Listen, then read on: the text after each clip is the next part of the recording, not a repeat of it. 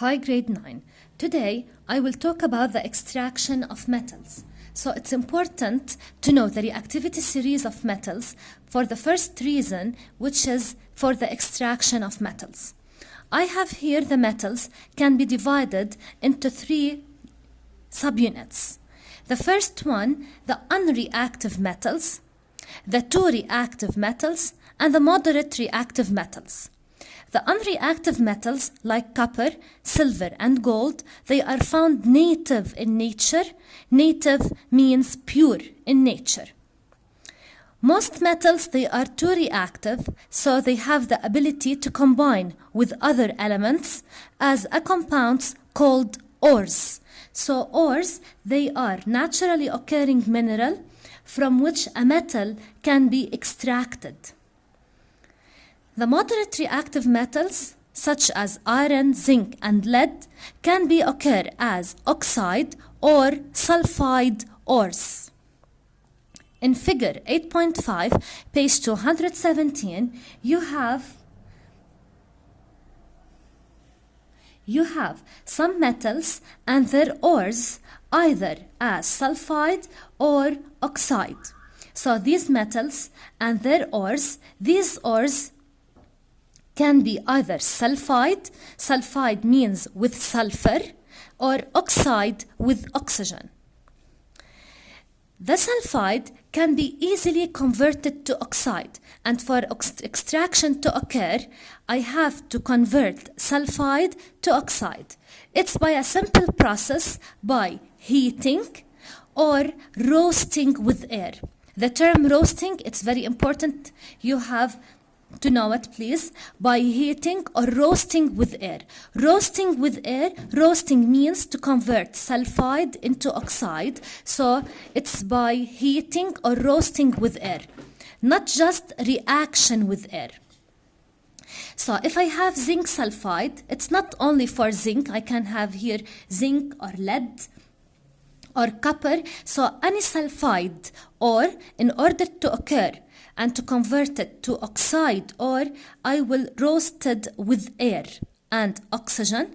So zinc sulfide plus oxygen, I can convert it to zinc oxide plus sulfur dioxide.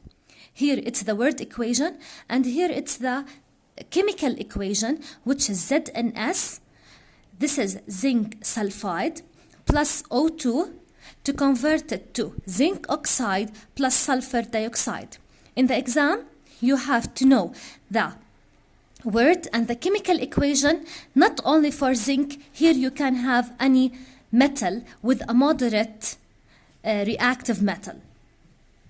So, after I have this zinc oxide, the oxide must be reduced to give the metal, and reduction means loss of oxygen to be again as a metal.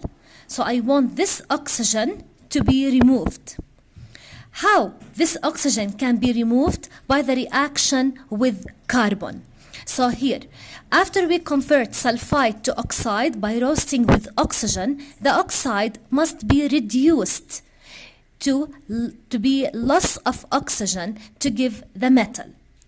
We use carbon in the form of coke, but it is carbon in the form of coke, which means carbon. It's used. ZnO plus carbon, I have Zn and CO2. Zn here, it's with oxygen. Zn without oxygen, loss of oxygen means reduction. So here zinc, it's reduced. So here zinc can act as an oxidizing agent.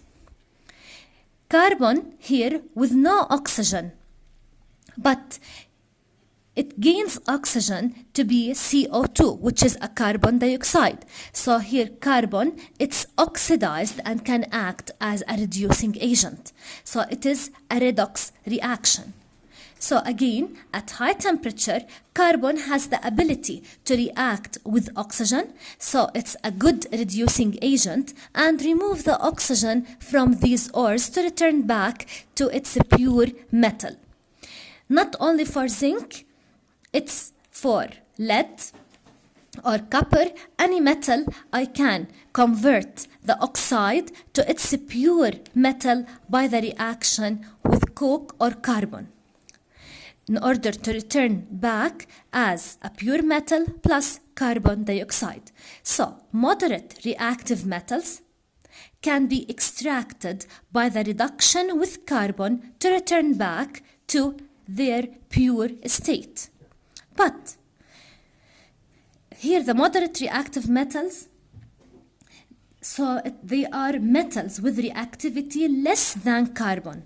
So carbon can displace these metals and return back to their state, to their original metal state. But very reactive metals such as Al or Mg and Na, they can't be extracted by using carbon because carbon has less reactivity in comparison to these metals. So how we can extract it? They can be extracted by something it's called electrolysis. Electrolysis, I will explain it next year in 10th grade. Electrolysis by using electricity. Just know the term without any details. Table 8.6, it's very important in your books, page 218. Here I have these metals: potassium, sodium, calcium, magnesium or aluminum. They are very reactive and cannot be reduced by carbon. So the method of extraction, it's by electrolysis of their molten ores. I will explain them later on next year. But zinc, iron, tin and lead, they are metals with a moderate reactivity. I can here use carbon, so reduction of oxide with carbon. Sulfide ores heated to give oxide. So sulfide can't react with carbon. First I have to convert sulfide to oxide by roasting with oxygen. Then this oxide can be reacted with carbon in order to have this pure metal. And copper, silver and gold, they occur native or alone in the ground, so I don't have to extract them from their ores. So the less reactive metal, they occur native. Moderate reactive metals, the first thing I have to convert the sulfide to oxide. If it's found in the ore, it's in its oxide form, so keep as it is just to react it with carbon. But if the metal is sulfide, first I have to convert it to oxide, then we react it with carbon. And the two high reactive metals, I use the electrolysis in order to extract them.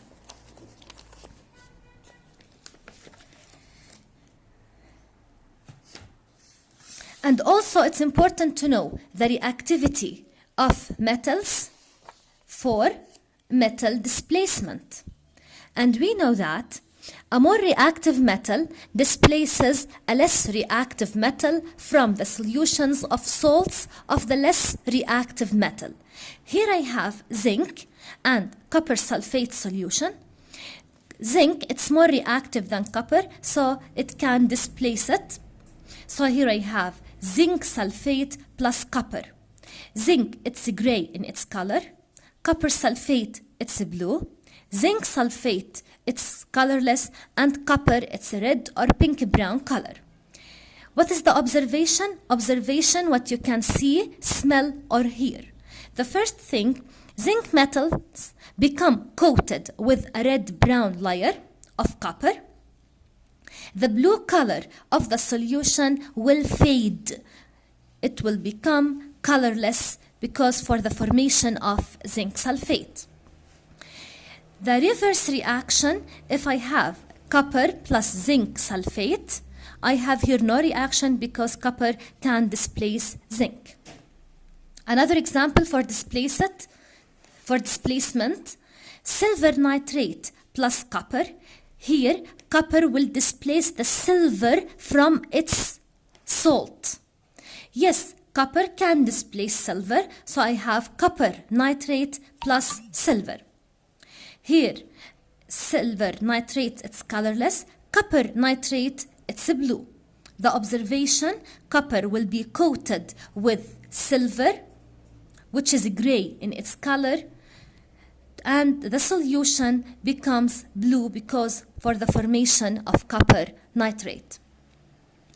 Please do question number 2, page 223, in end of chapter questions till Saturday. And thank you.